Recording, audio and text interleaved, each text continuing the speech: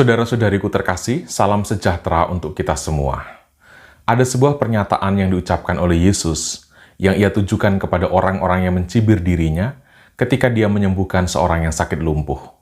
Dia berkata, mana lebih mudah mengatakan dosamu sudah diampuni atau mengatakan bangunlah, angkatlah tilammu dan berjalanlah. Tentu saja yang paling mudah adalah mengatakan bangunlah, angkatlah tilammu dan berjalanlah. Artinya, kita lebih mudah untuk mengusir, menyingkirkan, dan menolak orang yang bersalah, yang berdosa, yang kehadirannya tidak sesuai dengan harapan dan keinginan kita, daripada terbuka hati untuk menerima, mengampuni, dan mengasihi. Mengatakan bahwa dosamu sudah diampuni, itu merupakan ungkapan yang menyatakan penerimaan, yang menyatakan pengampunan, yang menyatakan bahwa engkau dikasihi.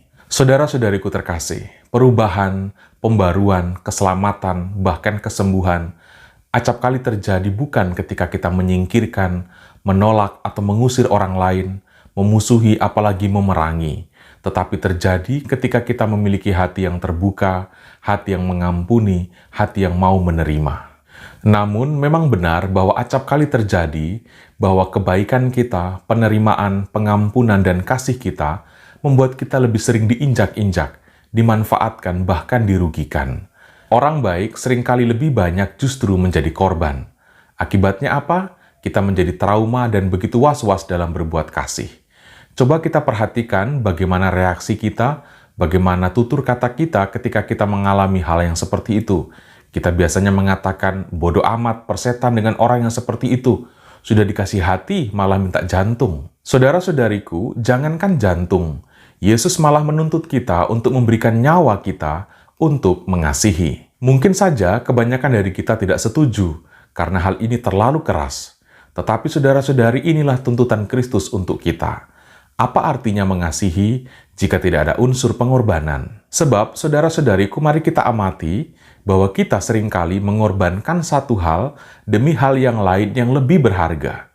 Kalau mengasihi adalah sebuah nilai, kalau mengasihi adalah sesuatu yang membuat diri kita semakin berharga, semakin bernilai, maka mengapa tidak kita membayar sesuatu demi yang bernilai itu? Kalau pengorbanan adalah harga yang harus kita bayar, demi menjadi pribadi yang bernilai, demi menjadi pribadi yang berharga, mengapa tidak kita lakukan? Kesembuhan justru terjadi ketika ada penerimaan dan bukan penolakan. Perubahan yang baik justru terjadi ketika ada pengampunan dan bukan kebencian. Keselamatan justru terjadi ketika ada pengorbanan dan bukannya egoisme. Demikianlah saudara-saudari beberapa hal yang baik untuk kita renungkan bersama. Semoga kita bertumbuh untuk menjadi pribadi yang semakin memiliki hati yang terbuka, hati yang mampu menerima, hati yang mampu mengampuni.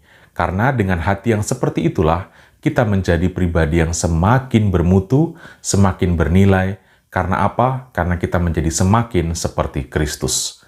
Tuhan memberkati kita semua.